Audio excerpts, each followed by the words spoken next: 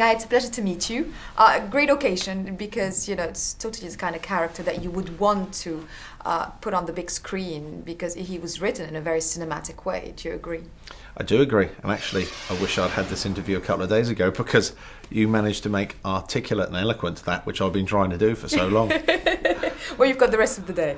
But tell us more about, you know, Conan Doyle's writing for film, although it didn't exist, but, you know, some No. authors. I mean, that's, you know, I was deeply invested in the stories when I was a child, but that was always my feeling that it's a kind of a character that was written, it's a popular character that was written almost for the screen.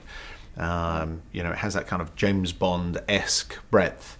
You know, he's a martial artist, he's tremendously intellectual, and if you think about how it's paved the way for so many series on detection, then it'll give you some idea of the significance of it. So, as a character, so I suppose I was mostly attracted to the idea of the project by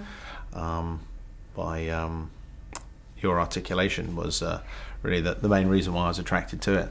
Well, it's a bit of a double-edged sword when you love the character so much and grew up, you know, reading his stories, because you know that there's a fan base and that fans are going to want to love it as well. So is it a little bit daunting to please everybody, yourself, the, you know, cinematic experience and the viewers? It was funny. I didn't actually, up until very recently, start thinking about the fans. I could only do what I thought was my interpretation of Sherlock Holmes, and I haven't seen any of the other productions. What I was aware of is I used to listen to the tapes before I could read, and so I was very aware of my interpretation of Sherlock Holmes.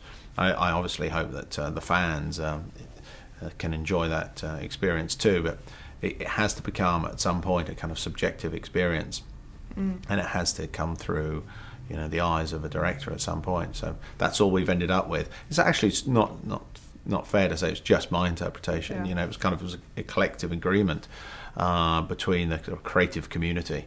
So this was what I thought, and although it's been tweaked in various ways because of what Robert thought, what Jude thought, or even what the studio thought, it still came through my lens, I suppose. And this is the Sherlock Holmes that, you know, I'd like to see if I went to the cinema, and that's all I can do really. Well, I enjoyed the fact that, you know, you see the character and you feel like everybody's identified with him in a way, yourself and Robert Downey Jr. and the audience. It feels like it's a little bit of a collective feel of Sherlock Holmes in this one. Is that what you wanted to achieve? Yeah, well, actually, I'm not sure if I wanted to achieve it, but I think that's what actually took place. There was an environment that was conducive to everyone being in agreement with one another, and it kind of took on a momentum all of its own. So there's kind of Jude's version, there's Robert's version, there's my version, and it was homogenified into something that we all felt comfortable with. Robert's vulnerability and complexity as an actor makes him perfect for the role. Is he one of a kind?